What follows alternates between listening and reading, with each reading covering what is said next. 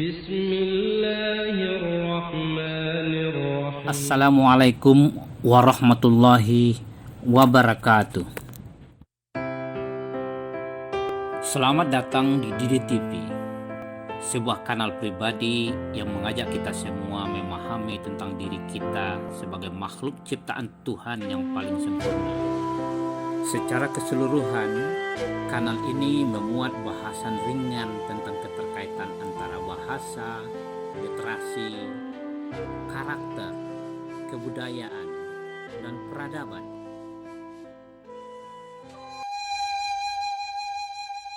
Kato Nanampe, benteng pertahanan serangan daya tipu kata, the power word.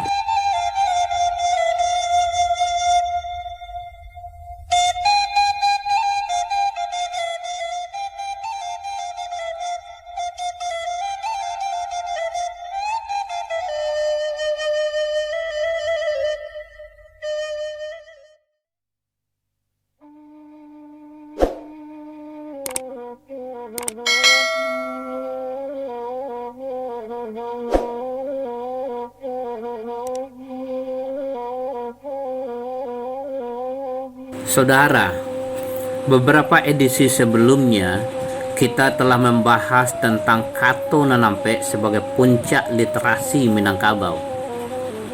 Kita juga telah membahas tentang bagaimana daya tipu kata, the power word, digunakan untuk melumpuhkan musuh dalam perang peradaban berkelanjutan untuk tujuan dominasi politik dan ekonomi, atau sebaliknya, ekonomi dan politik. Apakah mereka juga hendak melumpuhkan akidah? Tidak. Mereka sudah tidak yakin akan mampu melumpuhkan akidah umat Islam. Targetnya adalah umat Islam mengikuti millah mereka. Namun perlu kita pertegas kembali bahwa yang dimaksud dengan Kato Nanampe dalam konteks Limbago nan 10 adat Minangkabau bukan Kato Mendaki, Kato Mendata, Kato Manurun, dan Kato Melerang sebagaimana banyak dipahami masyarakat hari ini. Dalam konteks Limbago nan 10, Kato Nanampe adalah 4 tingkat hierarki Kato yang tidak boleh konflikasi ke atas. Kato Nanampe dalam konteks Limbago nan 10 terdiri dari Kato Pusako, Kato Mufakat, Kato Dahulu, dan Kato Kemudian. Perlu diingat bahwa penyempitan dan pelemahan makna message narrowing dan pengalihan makna message distorting adalah salah satu strategi musuh dalam melemahkan senjata pertahanan lawan. Ya, kita sedang perang peradaban berkelanjutan. Kato Nanampe adalah benteng pertahanan Minangkabau yang telah mencapai puncaknya, yang sepanjang masa telah, sedang, dan akan digoyang dan digoncang oleh badai serangan musuh yang ingin melumpuhkan. Allah Subhanahu wa Ta'ala telah memberikan peringatan bahwa orang-orang Yahudi yang selalu membangkang dan membunuh nabi dan rasul karena ingin mendominasi ekonomi dan peradaban dunia menggunakan daya tipu kata. Kini dengan konsep globalisasi, mereka sedang dan akan menggunakan daya tipu kata, the power of words. Mari kita perhatikan bagaimana Kato Nanampe dibangun sebagai benteng pertahanan kebudayaan dan peradaban Minangkabau, dan bagaimana pula upaya musuh menyerang dan melemahkan yang targetnya adalah melumpuhkan Minangkabau. Pertama, Kato Pusako. Pada dasarnya, Kato Pusako itu adalah hukum-hukum Tuhan ketentuan-ketentuan dan ketetapan Allah untuk semua makhluknya alam semesta. Tuhan telah menjadikan makhluk alam semesta dengan ketentuan, potensi, hukum, qadara. Dan Allah juga yang menjaga dan memeliharanya. Semua makhluk tunduk pada ketentuan, aturan, hukum, dan potensi atau qadara itu, kecuali manusia dan jin yang memiliki kecenderungan untuk membangkang terhadap aturan dan ketentuan tersebut. Oleh karena itulah Tuhan mengutuskan nabi dan rasul dari kalangan manusia itu sendiri untuk menyampaikan risalah ketuhanan dan hukum-hukumnya kepada manusia. Sebelum risalah itu sampai ke Minangkabau, nenek moyang Minangkabau telah menyusun rangkaian kata pusako dalam berbagai ragam: tambo, petatah petiti, pantun gurindam, mamang pituah, bahkan manto atau mantra. Ada ribuan kata pusako yang dibangun dari rangkaian kata-kata pilihan oleh nenek moyang Minangkabau untuk menatah menitih anak kemenakan cucu cicit Minangkabau dalam mengarungi bahtera kehidupan yang semakin lama semakin bertantangan, challenging. Itulah rujukan utama adat Minangkabau. Setelah Islam diperkenalkan oleh sahabat Rasulullah Muhammad Sallallahu Alaihi Wasallam pada abad ke-7 yang dilanjutkan oleh ulama-ulama berikutnya, adat Minangkabau menyandar atau menyanda yang akhirnya menyandi ke Sarak. Sehingga 7 abad berikutnya, pada awal abad ke-15, lahirlah bai'ah adat Basandi Sarak, Sarak Basandi Kitabullah. Ini adalah puncak kata pusako puncak dalam sejarah kebudayaan dan peradaban Minangkabau.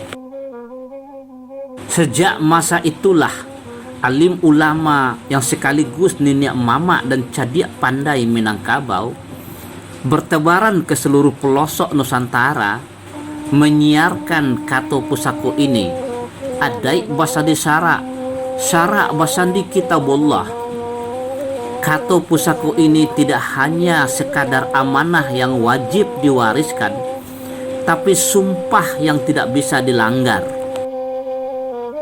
Keberhasilan luar biasa nenek moyang Minangkabau ini menjadi perhatian serius Barat yang ketika itu baru lepas dari zaman kegelapan, the Dark Age, masa pelarangan pengembangan ilmu pengetahuan di Eropa. Mereka telah menemukan berbagai teknologi hasil dari metodologi yang mereka labeli modern, ilmiah, dan rasional. Dengan semangat imperialisme, penjajahan yang berselimut kolonialisme, pembangunan, dan modernisme, mereka melakukan serangan halus kasar, soft hard attack. Salah satu serangan halus yang mereka lakukan adalah melemahkan sampai melumpuhkan kata pusako.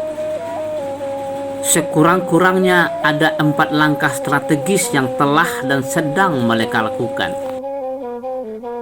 Pertama, memuji kehebatan Minangkabau dengan tradisi lisannya yang luar biasa, sehingga nenek moyang Minangkabau terlena dan terbuai, sehingga Alfa menuliskan kata pusako dalam bentuk dokumen. Mereka biarkan Minangkabau melanjutkan tradisi lisan dengan target iliterasi, buta aksara. Untungnya Minangkabau diselamatkan oleh surau yang mengembangkan tradisi baca tulis. Hampir semua naskah yang bertuliskan Arab Melayu atau aksara Jawi ditemukan di surau. Kedua, mereka menerapkan pendekatan orientalisme. Mereka pelajari dan pahami benar Kato Pusako tersebut sangat mendalam. Namun mereka melakukan pengalihan pemahaman dari hakikinya, message twisting, dengan menguasai orang-orang yang bisa mereka ajak bersekongkol. Mereka distorsikan sampai memutarbalikkan makna Kato Pusako. Bahkan tidak sedikit Kato Pusako yang mengalami perubahan redaksional. Dengan modal keragaman pemahaman di kalangan nenek mama terhadap Kato Pusako, mereka mulai melakukan siasat divide et impera, memecah belah, adu domba. Mereka gunakan strategi membalah batuang. Siapa yang mau bersekongkol dengan mereka, mereka fasilitasi semaksimal mungkin, sehingga menjadi musuh dalam salimui dan kamangguntiang dalam lipatan. Keempat, mereka kembangkan narasi baru yang kemudian dirujuk oleh orang-orang Minangkabau sendiri untuk melemahkan, memojokkan, sampai melumpuhkan Kato Pusako. Kedua, Kato Mufakat.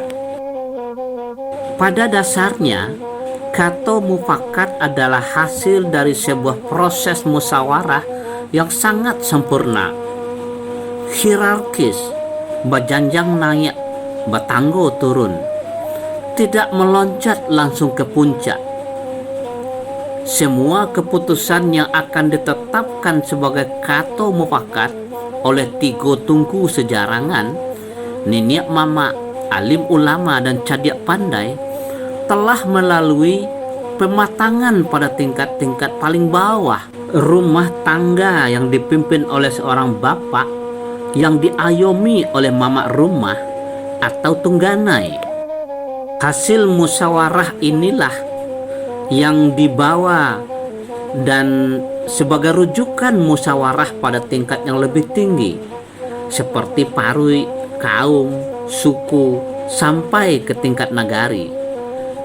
Nenek mama kaum menggunakan hasil musyawarah kaum untuk dimusyawarahkan pada tingkat negari, yang akhirnya melahirkan Kato Mufakat.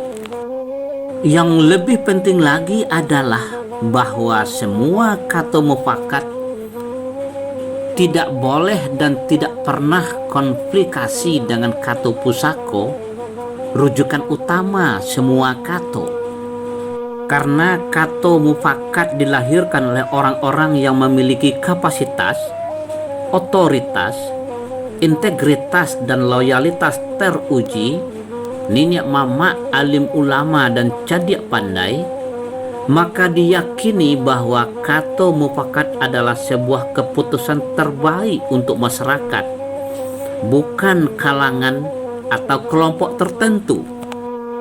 Karena keberadaan nenek mama, alim ulama, dan cadiak pandai dalam musyawarah terhormat tersebut bukan mewakili kaumnya, maka musyawarah itu tidak pernah menggunakan pertimbangan kepentingan atau aspirasi kelompok tertentu.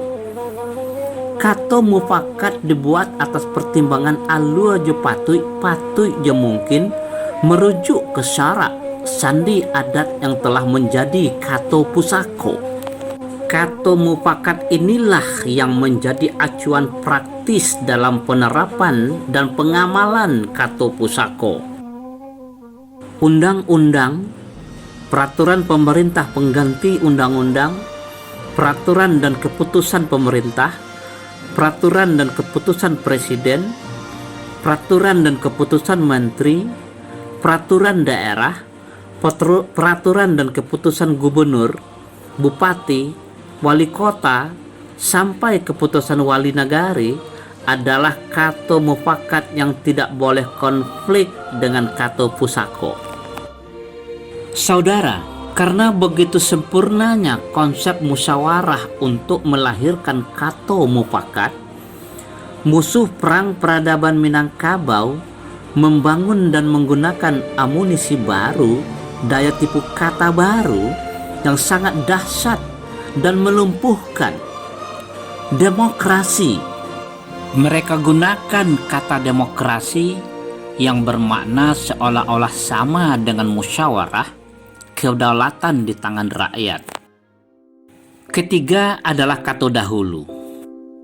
Kato dahulu pada dasarnya adalah kato mufakat, yang tentunya tidak boleh konflikasi dengan kato pusako. Namun kato dahulu dipahami juga sebagai kato mufakat antara dua orang atau lebih, yang dalam bahasa sehari-hari disebut janji. Oleh karena itu, kato dahulu harus dijalankan, karena ia merupakan kesepakatan bersama antara dua orang atau lebih. Kato dahulu, kato ditapati.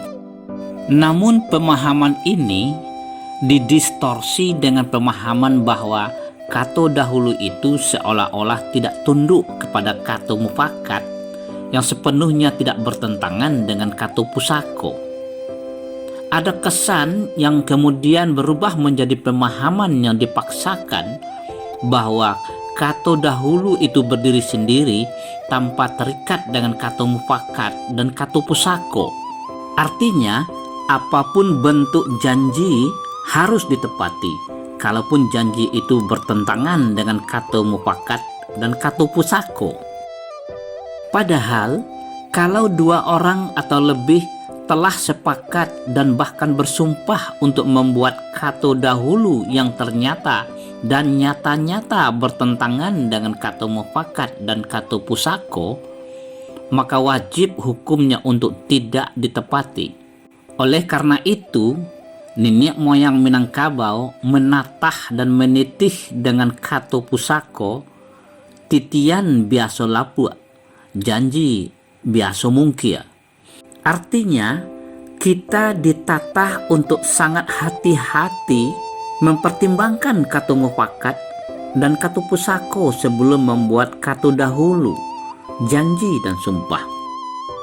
Terakhir adalah kato kemudian.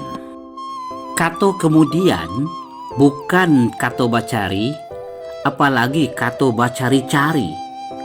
Kato kemudian adalah peluang untuk mengikhtiarkan kato mufakat baru yang sangat mungkin terjadi di kemudian hari. Artinya, apabila terjadi perkembangan baru dalam kehidupan masyarakat, maka Tungku Tigo Sejarangan kembali bermusyawarah mencari kato mufakat baru. Dengan demikian, mamang yang benar adalah kato kemudian, kato dicari. Pelemahan dan pembelokan makna terhadap kato kemudian adalah dengan menyebarkan pemahaman bahwa kato kemudian, kato bacari-cari. Artinya, kato kemudian adalah alasan yang dibuat-buat untuk menghindar dan tidak menepati kato dahulu yang dipahami sebagai sumpah dan janji. Wallahu alam bisawab.